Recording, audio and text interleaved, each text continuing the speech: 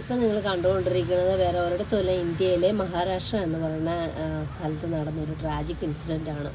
അപ്പോൾ നിങ്ങൾ ആലോചിക്കും, ഇപ്പോൾ കേരളമൊക്കെ വിട്ട് വേറെ അന്യ സംസ്ഥാനത്തോട്ട് പോയിന്ന്, പക്ഷെ നടക്കുന്ന സംഭവങ്ങളും കാര്യങ്ങളും എല്ലാം സെയിം തന്നെയല്ലേ. പിന്നെ മക്കളും നമ്മളിപ്പോൾ ആലോചിക്കുമ്പോൾ ഭയങ്കര കഷ്ടം തോന്നുന്നു ആ ഇൻസിഡൻറ്റ്. കാരണം ആ ചെക്കന് വേറെ 19 വയസ്സേ ഉള്ളൂ, അതിൻ്റെ ജീവിതം അതോടുകൂടി പാഴായി. അതിനെക്കുറിച്ച് കരയാൻ കൂടെ ഇനി ആരുമില്ല ഫാമിലിയിൽ. കാരണം അതിനെ രക്ഷിക്കാൻ നോക്കിയപ്പോൾ അതിൻ്റെ അച്ഛനും അമ്മയാണ് അവരുടെ അതിൻ്റെ കൂടെ ആ ഒരു ആക്സിഡൻറ്റ് എന്ന് പറഞ്ഞാൽ വീണ് മരിച്ചിരിക്കുന്നത്.